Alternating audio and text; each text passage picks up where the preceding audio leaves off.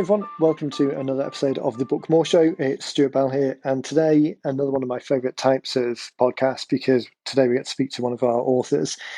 Mack, you might recognise the name because Mike's written a book with us before, has been a podcast guest with us before, and is now back having just written the second book with us called Relationships for Keeps. If you follow us on Facebook, you might have seen a video that I shot just as the book launched in towards the end of last year. This is a really great episode. Mike's got some fantastic insights into not only the creation process, but how he's using the book and, not surprisingly, how it's kind of amplifying the relationships he's got. If you've listened to the last podcast, then obviously you remember the relationships are kind of key to not particularly the nuts and bolts of his business, but certainly how he builds the business and the kind of the framework that, or the lens which he views everything through, is very relationship dominant, and that comes across both in the tone and the friendliness in the podcast. I'm sure you'll hear that as you listen, but also in the steps that he takes to nurture those relationships and really add value at every stage. At the end of the day, that's specifically what his book's about, but that really is about what all of our books are about. It's given that value to start that relationship, to build the journey and lead people, to educate and motivate them on towards the next step. So with that, take a listen. It's a great show, and I'll catch you on the other side. Mack, great to have you back on the show. How are you doing? Wonderful, Stuart. Always a pleasure to be on your show. Always great to hear from you. I was just saying before we started recording that yourself and a couple of other guys always kind of hold that position as the go-to reference or example when we're talking to people. So I'm sure people are pretty familiar with the name Mack. And if longer time listeners, they'll probably remember that you were on a show a little while ago, which I'll link in the show notes. But obviously we've got a lot of new listeners now, people that haven't come across us in the past. So do you want to give a quick Mack intro 101, and then we'll pick up on the books from there? Indeed, Stuart. Again, thanks again for the opportunity.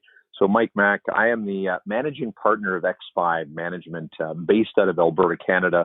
We offer training, coaching, and consulting services. Been doing that since about 2006, dealing with a corporate audience. And I also do, on a personal level, do a lot of speaking. It's usually in the areas of customer service, relationships, sales, etc. And really that lane has been the catalyst to become, over the last number of years, an author. And that's how I connected with you back. This goes back 4+ years ago, Stuart, when I had the good fortune of utilizing your services as well. So love what we do professionally, and it's been a real fun journey bringing books out in the marketplace and on Amazon as well. And thanks again to you and your team for that.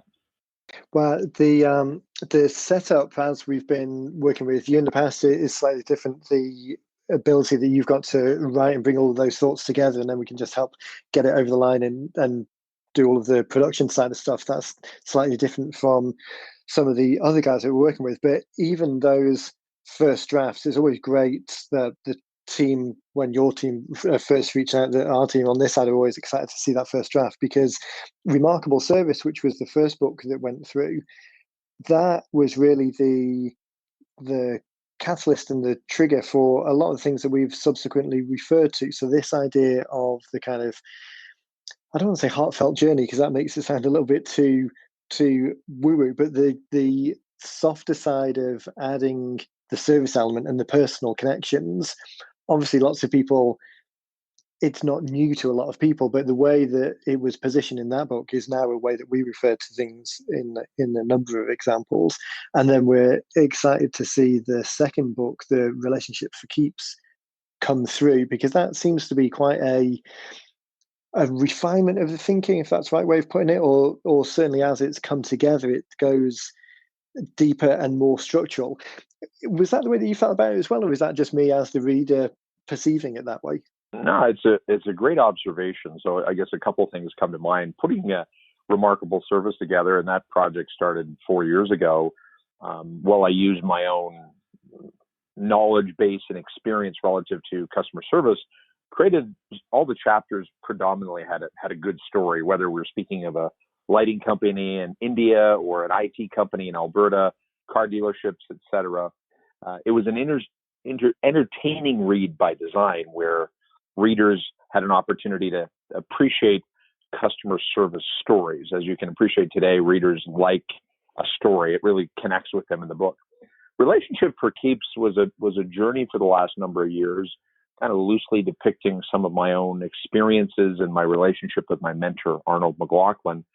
So the uniqueness of that one, Stuart, is as I created character development, so very unique from a traditional business book, but put fictional characters within that particular book, and you followed that journey along with the two main characters of Joe and Vic throughout that particular piece. Definitely more personal, and from a relationship perspective, what I was going for was really to connect with that business audience and the personal audience as well. And it's, it's pertaining to building powerful relationships in business and in life.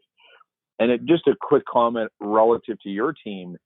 You made a comment earlier about the relationship side. Not only was your service incredible with your entire team, but I truly felt that connection with the relationship. And I would joke about it to friends almost how awesome you were, in that I could get an email at 5 o'clock on a Sunday, or somebody would take a quick phone call at 7 o'clock in the morning on a Monday morning.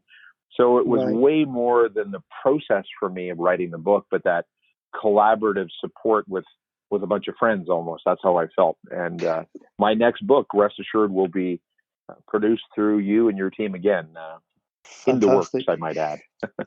Fantastic. And that it becomes an addictive creation process once you know that all the mechanism side of it, the kind of less interesting nuts and bolts side of it, can be taken care of. And then you can just look at the content and think about the story and the words that you want to get down there. It does become slightly addictive to the first. It's like tattoos. The first one is the first of many for a lot of people. Well, very true. And I want to comment on that on a couple levels. And I kind of joke, writing a book is kind of like a tattoo. Once you've done a couple, you want more. But I remember it very vividly, learning of your services back 4.5 years ago. And in fact, I was involved with Strategic Coach, and Dan Sullivan was familiar with your services, if you recall. Yeah. And taking the headache away from the logistics and the process, and being creative and focusing on the book, the story, made all the difference. And I often say that had I not used your services at the get-go, I'm not sure that first book would have been out, would it have been as good, because I was really allowed to focus on the book and the story rather than the detail and the minutia behind all of that as well. And that's the valuable resource that you and your team provide, for sure. And it's so interesting. As we're recording this, there's a Breakthrough Blueprint event that Dean's doing across in Celebration. I was across there yesterday afternoon, and one of the points that came up in that discussion was it's difficult.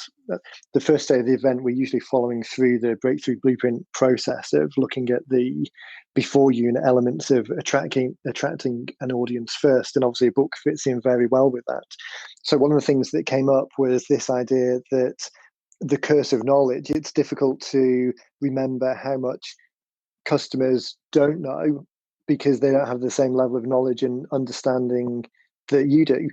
So bridging that into what you were saying about being able to create and only have to worry about the creation process, because we enjoy the mechanics of getting the books produced, it makes that so much easier to take that burden away so that you can just concentrate on the words and the narrative and taking people from the title through to the back cover and helping explain the thoughts that are going on without getting either sidetracked or slowed down, or even just the emotional or thought baggage of, okay, well, even if I get these words down, what do I then do? It's so interesting that for us, it doesn't really slow the boat down at all, because it's what we enjoy and what we do day in and day out. But for other people, that's really quite a difference in just being able to get to the point that it's not preventing you from getting those thoughts written down. Indeed. The creation process, was that something that, because from our perspective, we see you as someone who is able to write very well, and I would say very quickly, although you mentioned that it was 4.5 years ago that we started the first one. Maybe it's that as you're getting older, time compresses type thing. But still, we see you as someone who's able to write and not have a barrier to that at all. Is that, Yeah, do we see it that sorry, in the right way? yeah, I think a couple comments, particularly the last book, Stuart. I just decided to be really disciplined. Not only I wanted to finish it in 2019, I made a commitment. I would say I was half done fundamentally a year ago, say the early part of 2019, and the book came out in November of 2019. I committed that I kind of started on a regular basis, and I really only worked on the weekends, and I'll say Right. mainly Saturday morning. I'm an early riser, so I might have been in the book at 6 o'clock, writing and recreating, and used my wife a lot as a sounding board. She's published a book in the past as well, so she was creative in that regard, just to give me some insight. Yeah. And because I was more creative and more focused versus doing that on a Tuesday at 3 o'clock, it wasn't realistic to do that. So that worked for me, where I just took that block of time and I committed to it. And as you can appreciate, the more I did it, it just became easier because it didn't feel like work. I was in the zone and feeling like I was building and creating something as well. And but it does take time. And I think even now to say, I've got the next book in my head and I got the one after that in my head, that's the fun part. But there is still work to put it to paper, creating a storyline, if you will. But then more importantly, make it of value and of entertainment in most cases for the reader. That's something you have to really, really keep in mind in the process. And I'll end on a comment on that is when you write a book, as you can appreciate, you really put yourself out there. So for me, it was a great test of vulnerability. You could like my book and 10 other people didn't, and you had to be okay with that. That's the reality when you put it out to the public, and it's on Amazon, public domain, if you will. And, I've got a lot of great feedback on that, but I'm sure some people may not have enjoyed it as much as I hoped. But the piece that keeps me going always is those private messages you get, or the Amazon reviews relative to how it impacted them. That's what's most important versus saying you were a great writer, versus they related to some of the personal aspects or the business aspect or struggling through a family situation, et cetera. And that's really ultimately the most gratifying as an author when it's done. Beyond it becoming a bestseller on Amazon, that's great. And that was definitely a goal. And I'd like to talk a little bit about that after, because that was a process too, when time is right for that question as well. Yeah, that's an interesting one. Because it's a question that we get a lot, and the points that you were making about the time it takes to create the story and thread the narrative through and make sure that it's entertaining and value driven. I guess we should step back a stage and just kind of note the differences between how you work with us and how the majority of people work with us, in that you come with the completed manuscript and then we're taking it through the production stages, whereas the majority of people are coming with the idea and then we're helping them write and create. But the points that you make, and we had a show maybe 4 or 5 episodes ago now with Justin Breen, who's a PR specialist and helps companies take that gain earned media by creating things that have that hook. So it was a point that he made as well. The idea that we're trying to get the value of the idea that raises a hand and starts the conversation, in the majority of 90-minute books, that's the smaller time commitment to get those ideas down and lead someone towards the next step by giving them value, but within a smaller sense. But even within that smaller sense, to be able to illustrate and back it up and amplify it with personal stories that are relatable, to allow people to always contextualize the thing that you're trying to deliver in the value, it just gives it deeper hooks and creates more of a rapport with people. I think that's well worth anyone remembering, whether they're working through the traditional 90-minute book process or like you writing yourself and then just coming through the production stage of things. Yeah, and if I may though, Stuart, just on that note, the first book from 4 years ago, here's how I look at it, and a compliment again to you and your team, is you really taught me how to ride a bike. And once I understood the fundamentals, that's when the creative process, because I think the second book, arguably, I'll say it was more fun for me because I had more time just to be creative. I didn't have to think about the structure. And my assistant, who's been with me now 2.5 years, worked closely in getting that book live back in 2017 on the revised edition of Remarkable Service. And then having her coordinate with your team, Right. Betsy and Kim and so on, allowed me to not have to think about that. What's that like getting posted on Amazon, and how we're categorizing the book and all of that. I didn't have to worry about. I just had to be the creative guy behind the story and the product, if you will. So what you do in your system and your process, I just want to echo that, was really paramount for me. So next time I don't need to do that again, but I understand the process. And I think Right. unless someone's a really gifted writer naturally, I think sometimes we overthink it. So knowing what I learned from the first process was significant. And I would recommend that they go through that process and the consults on the front end to really put it together. My book, I don't know if you have an average word count with all of your authors and the finished products. I mean, my two books combined, they probably average north of 28,000 words, right? So that's a little bit of a broader book. Some may be smaller than that, because I think the very first edition of Remarkable Service that I did with you and your team, that actually came out 4 years ago, 2016. And that was probably less than 15,000 words, just to give you context. Yeah. So really beef that up, if you will. Yeah, and even 15,000, so we typically are recording for, so I think people by now have heard us talk about the process enough. So we're recording for an hour to get that content.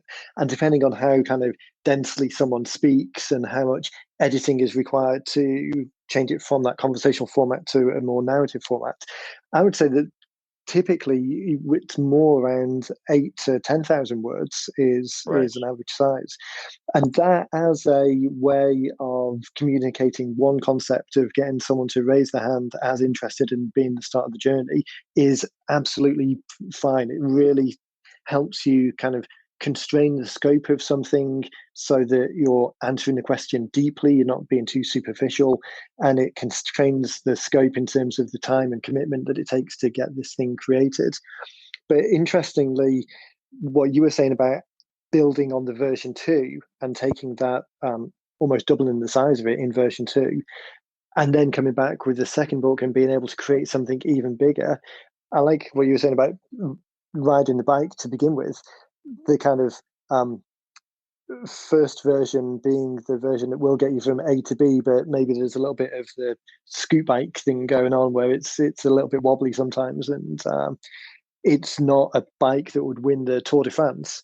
But once you've mastered that and you've got used to it and you're comfortable with it, it makes it so much easier. And all of these other things that prevent people from getting their thoughts out there, the kind of overhead of production, the concern about writing an outline or a structure that makes sense, the idea of introducing the story elements, the emotional elements to it that kind of amplify and reinforce, and the kind of this overriding thought of leading people towards the next step.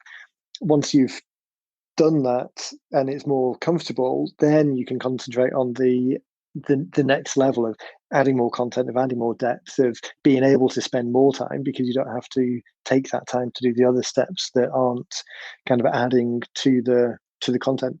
And also, I think knowing the sensible scope constraints, because that's one of the things we see a lot, particularly with people who are writing themselves and then coming to us afterwards, is, we'll hear stories of, I've been doing this for 18 months now and I've got 10,000 words, but it's all a little bit random and I'm not really able to close it back in. So this idea of scope constraints, I think, is a huge one.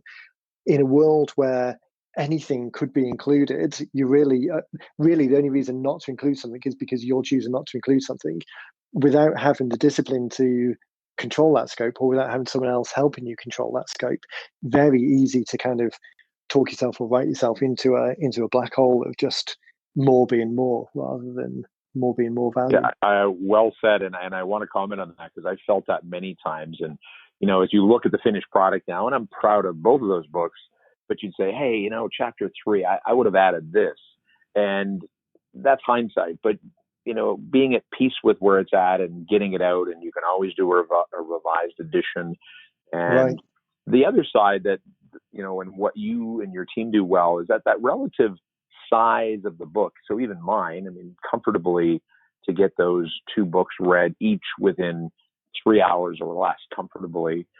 Most people also appreciated that. They could read it over a weekend and go, hey, I read your book, versus it Yeah. being twice as long. And indeed, more is not necessarily better, for sure.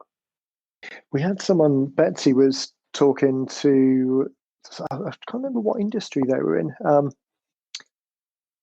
I can't remember. Anyway, it was last week, but they were talking about this idea, and the idea was heading towards, multiple hundreds of pages. There was just so much that we were talking about, that they were talking about.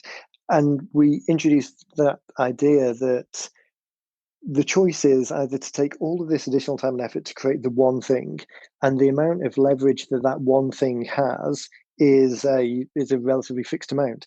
But breaking it up into there were 5 or 6 clearly definable things within the book that could have been individually written, individual titles, saying to them the same time and effort to create all of this is going to go, from their perspective, is going to go into writing them as individual pieces. But the additional leverage that you've got of having them as individual pieces is almost exponential, because you've got the opportunity to use it in multiple different ways, multiple different campaigns, and those campaigns being nice and specific and relevant to whatever the individual subject is. But then you've got the opportunity to leverage and use the other books, the other assets in that follow-up campaign. So rather than having it all go into one, engage someone with the first one, but then introduce them to the fact that the others exist, because that will then lead them down the path towards the kind of end goal. But instead of it all being presented at once, you presented it in bite-sized, manageable, sensible chunks. And the final benefit, which is, I'm guessing the benefit that you're seeing as well, it's a from zero to an author with a book is a huge step. From zero to an author with a number of books is then the credibility just builds on it even more. So I'm assuming that if that you are already, or if not very shortly, being a person that has multiple titles, that in and of itself is a leverage, is an amplifier, because people are seeing it as I've written several books rather than just one. Yeah, and I'll comment on that. And I'm particularly in my local market anyway, in Edmonton, Alberta, Canada. We've got 1 million people in the greater Edmonton area, and I've been here 20 plus years. So people, I'll say, know me for a few things, what I do professionally and the associations I'm involved with. But great example is last week, an old business connection of mine that I don't see very often, and his name is Jim. And we were at an event last week, and ironically, it was the first thing that he brought up.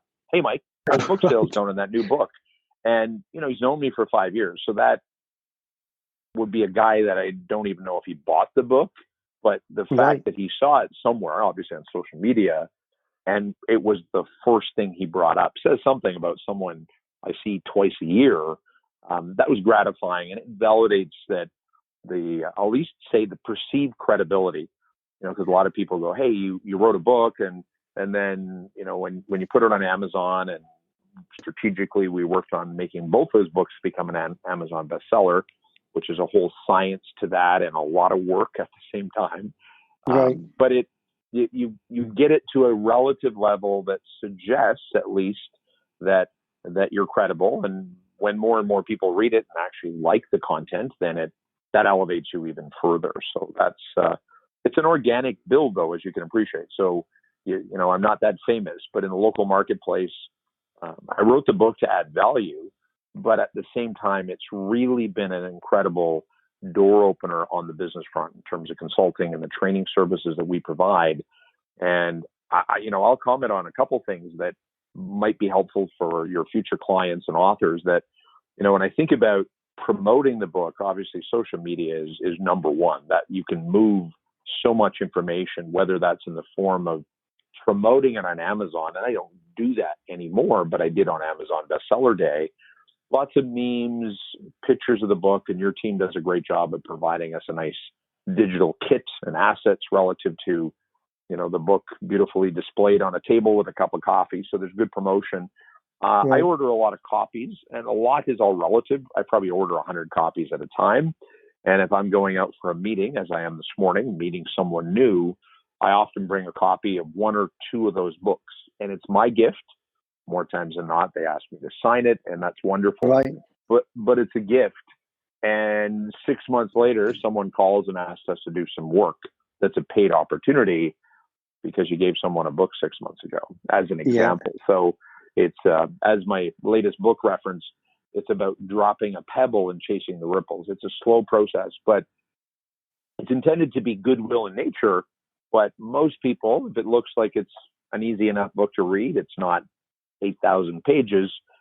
Most people come back, and in fact, the person I'm meeting today, they have read the book and specifically wanted to meet me again after seeing me in December, because they have some insight on how it impacted them. So I'm excited to use that in an hour. So yeah, it's just an ongoing process that's very gratifying. And that accessibility, both in the content, because it's small enough to consume, it's not like you've presenting someone with homework to go and read up. It's something that's adding value to the relationship because it is gift giving. It is creating a rapport with someone in a way that seems very genuine and not asking for something. And I think your underlying personality, and I'd highly recommend it. We'll make sure that there's links in the show notes, and we'll say them before we go, but I'd recommend that everyone reads both of those books, because that authenticity and genuine interest in the relationships that you've got naturally, I think, permeates then through this path of giving people the book because it's just genuinely a nice thing to do, and it's giving them something of value. And the fact that then in a number of occasions turns into something further down the track is because you're able to keep that relationship going, which obviously is a big part of what of how both books are written on that subject. This idea of creating something of value that starts a conversation, that is a door opener. And I know we're going to run out of time today, and I'm grateful for the time that we managed to get. So I think we should schedule something else in sooner rather than later, just to talk about how you're using it in a day-to-day sense. But that idea of giving something to someone that is of value, because the conversation that you're having is represented by the words in the book. It's kind of thematically the same. So the whole Mack train, for want of a better term, is heading down this path, and the book at several points is a relevant reference point that you can refer back to.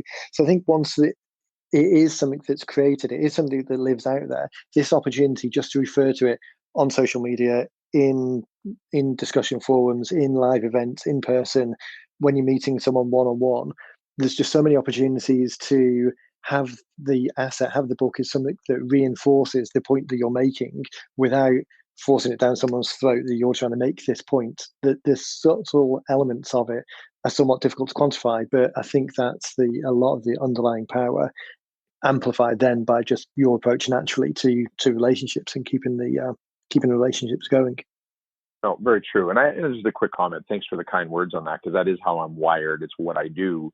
Right. But this isn't news to your audience on this show today, but when you think about you don't get wealthy and rich and famous from selling a book unless you're Tony Robbins or someone such as that. And he's a great author and an individual. It really hit home when we first started working together, and you talk about providing this book and the digital assets. Like anything, when you think of an asset, there's value, but it's how you monetize that value down the road that's the magic. It's not the revenue that comes from Amazon and you make $5 a book or whatever the number is. It's everything beyond that. So for me, the relative price point to buy my own books and give them out is a good enough investment for the long term that I could give you examples of the magnitude of that return, which has been great. The other part I will note quickly, and I know we're running short of time, is that the beautiful part leveraging Amazon, and nowadays most books are on the platform of Amazon, where you can go in and gift someone. I did that a lot at Christmas time. I can do a gift package of my new book and ship it literally anywhere in the world for a relative price point, a little bit of a premium on the retail with the shipping. But if you have Prime, and depending upon the markets, that's just another avenue. So you could connect with someone, and I live in Canada. It could be someone in Eastern Canada, Southern US, and Europe, in fact. So there's really no excuse to get it out there, but you have to decide, what the big game is, what your big vision is relative to the book. And it's an asset. It's always there. You can do something different with it in 6 months. And thanks again to your amazing system that allows us to do that. I mean, it's such a fantastic. I say it time and again, particularly when having podcasts like this with people who have written, the opportunity that we've got and the words that we see come across. To think that, I mean, not saying that people couldn't do without us, obviously, but it's a number of people wouldn't, because the hassle factor would just get too high. So to be able to help someone get it out of the door, it's just so reassuring to then speak to people 3, 6, 12 months, 3 years down the track and listen to some of the ways, the really inspiring ways that people are using it. It's very satisfying as the small part that we can play and help getting it out there. Right. I can't believe how quick time goes. It's always surprising. I thought what we do is, if we can, we'll schedule something again when calendars align and just maybe go through the different ways that you are using it. But before we left today, I really wanted to touch on 2 points. One, obviously, is just point people in the direction of where they can get copies of the books, because we do recommend it a lot. Whenever relationships come up, we're always referring back to these books. So I want to make sure that we give people the opportunity to find a place that they can get a copy. But the other thing is, you more than there's a couple of people, but you're certainly in that couple of people group who have really kind of made the most of the Amazon bestseller type launch. Now, people ask us about it quite a lot, and it's definitely not something that we specialize in. And with the disconnect between Amazon sales and lead generation, you can't get the details, you can't immediately get the details of people who buy the book. Then we're always concentrating on the lead generation more than the bestseller. Having said that, though, to be able to have that flag and to be able to use that term definitely has value in and of itself. So it's obviously a big job, but are there any pointers that you've got, or things that you did to set up to make that bestseller status happen? As I say, it's a question we get a lot, so any insights would be great. Yeah, indeed. And if you're okay, I want to give a plug to someone who has helped me do this, if you're fine with that. Because she was a huge catalyst, and she's a best-selling author many times over. She's based out of California, and her name is Sherry Fink. And I want to give her a little love on the line. She's actually referenced in the back of my book as a quote as well. So I've used her services a couple times now, and really just the strategy and the consultative discussion up front as to where the book is going to be placed relative to categories. So that's a real robust process, kind of months in advance. The day of Amazon bestseller is massive. If I were to throw out a number, I was on my laptop, because all that's really driven online from 5 a.m. to 11 p.m., just to give you context. And and I have a stat that I'm proud of. So there's a lot of books on Amazon, Stuart, as you well know. So when I launched mine on a Thursday morning back in November, and the night before, my rank on Amazon.ca, which is Canada, was 36,000. And you got to be in the top 100 to be a bestseller over the next 24-hour period of time. I ended up finishing that 24-hour cycle at number 15. So there's a lot of process, but it's just go time steady. And Amazon's a big machine that you've just got to, you're promoting your book. And the reality is you have no way of knowing whether you're winning the race. You see the rankings trend, but you don't know of all the promotion that you provided and sent private messages to friends that they all bought the book. And you don't have time to ask them again. So again, that's a bigger conversation. Sherry Fink, I can't say enough amazing things about. Anyone can Google her services in that regard, but I would highly recommend that, because I had a more robust program with her in the first book. And then the second book, we didn't need as an extensive amount of support because we understood the fundamentals, but it's work and laser focus. Your question earlier, Stuart, if I may, just, if people want to acquire the book, obviously it's on Amazon. That's where it's at. One of the things that we did, and we took pride in it, so it's available on Amazon.ca, .com, and it's also UK as well. And that really is important from a shipping perspective, as you can appreciate, that if someone is in Europe, or someone had an inquiry on social media the day of my bestseller and they're in Texas and they couldn't get the book because the link referenced .ca, but when they went to .com and their Prime account, I got that book in 2 days. Right. So that's where it's available, and it's priced to be most reasonable as well. It's not a crazy price point that most people would be comfortable with the purchase, and more importantly that they enjoy the read. And I also, through your channel and when you post this show at some point in time, Stuart, if I could be of any assistance to your readers and future authors that want to use your service, not only will I give you a big testimonial as I'm doing publicly right now, but any way I can be a service, they can also connect with me on LinkedIn as well, which is readily available. Fantastic.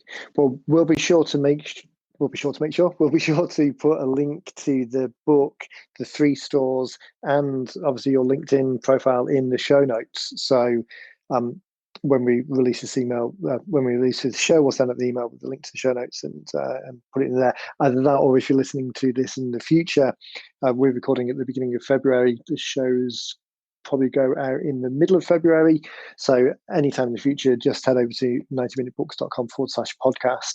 And there's a tag on the side for the, there's either the search box on the side, so search for Mike Mack, or there's an interviews link on the side, and you'll find all of the interviews and just search for Mike's episode there. I know that we've got a lot of your details connected in the first show, so hit either of those show notes up and you'll be pointed to the right direction. And Stuart, on that note, if I may, obviously, they can look at our business website, x5management.com, and then more on the book side and my speaking platform. But if people want to get ideas from, they can reference mikemack.ca as well, just for handy reference, and more just to give context on a little bit on the marketing side as well, Stuart. So thank you again for the opportunity. No problem. Actually, that's a great point of reference, which I probably should hammer home a little bit more when we're doing these interview episodes. I mean, it's great to hear the stories of people creating and how they're using it. And just as a point of entertainment and reference, it's always good to hear other people's stories. But the real secret, as with the other episodes that we do and the More Cheese Less Whiskers podcast that Dean does, really the whole purpose of this is to substitute your name as you're listening for whoever's talking and being interviewed, or the points that we're talking about, because really we want you to steal as much of this as possible and replicate it in your own business. We didn't have time to go into it too much, but the point that you were making about the relative fame and exposure in the local area compared with a national or global bestseller. Obviously, everyone thinks about bestsellers in this global context, but really, I would say that 99% of the people listening, if you could dominate the 100 geographic miles from where you live, where the office is, then that it would be a hugely successful business for the majority of people. So, indeed, Stuart. Yes. That idea of stealing what is talked about on these podcasts and dominating your own local area, then there's more than enough business to go around for everyone, even if you're in similar spaces. So yeah, definitely head over to Mike's website and see how he's using things and just the broader connection. Time flies. I know that I've got to cut you loose in a second. It would definitely be great if we can get a call scheduled for the not too distant future and go through some more of the specifics of how you're using things and how you've used them in the past. I just want to say thanks for your time today and the sharing your story with people. I know it's as we hear what you're doing with it, it's always inspirational for us. So everyone that's listening, there's a number of ideas to take away from this. As I mentioned, we'll make sure that there's show notes to everything Mike Mack related in the show notes and links to the books. And Mike's very active on LinkedIn, so I'm guessing that's a great way to connect with you. And apart from that, just want to say thanks again, and looking forward to speaking to you in the next time. A pleasure. And again, I want to give the final plug one more time, is that, when you go to 90minutebooks.com and that process, have that conversation with your team, Stuart. That's what I highly recommend any aspiring author out there. And it's a safe conversation. And if you've got that book in your mind and brain and on paper, you won't be disappointed on that service. And I'm sincere on that the next book and 4 after this, I will just always use your service, because it's just that awesome, honestly. So that's the final word. I don't want to make it as much about you, because I always admire not only giving us the opportunity to get a bit of profile for our books and us as authors, but the service and price point is so reasonable. There's kudos to you and your team again, and best wishes in 2020 and beyond. And I've always got time to talk to you, Stuart, anytime. So make it a great year. Fantastic. That's great. Well, thanks, Mike. And there we have it, another fantastic show. It's always such a pleasure catching up with Mike. We've got a good rapport, even though we don't get to speak as much as I'd like to. Really looking forward to getting him back on the show to talk about some of the details of how he's using it kind of day in, day out. But I'd highly recommend grabbing a copy of the books. There's links in the show notes. They're available on Amazon. Mike Mack, as you can see from this email as we release it, Mike Mack is Mack. Then head over to Amazon to check out the book, head over to the website to see what he's doing and how he's using it and how he's promoting the books in kind of the day-to-day business framework. But then also it's well worth connecting on LinkedIn, because just a great resource to bounce ideas off. Has always got time to always makes time to answer as much as possible the questions that get presented. So with that, we didn't talk much. It was kind of on the notes I had here to refer back to, but we didn't talk that much about the book blueprint scorecard. But layered throughout the episode, there was references to we made to some of those mindsets. So if you're thinking about either writing the book yourself, using us for production, if you're thinking about producing it all yourself, or you're thinking about coming to us in the normal way and following the process from start to finish, the book blueprint scorecard is a great way of measuring your progress on those 8 mindsets to really create that most valuable asset that you can use to engage and start those relationships and move people towards a decision to do business with you. So that's over at bookblueprintscore.com. And then, as always, once you're ready to get started, then head over to 90minutebooks.com, follow the Get Started links, and we'll be here to help you get your book out there. Okay, with that, thank you, everybody, and we will catch you in the next one.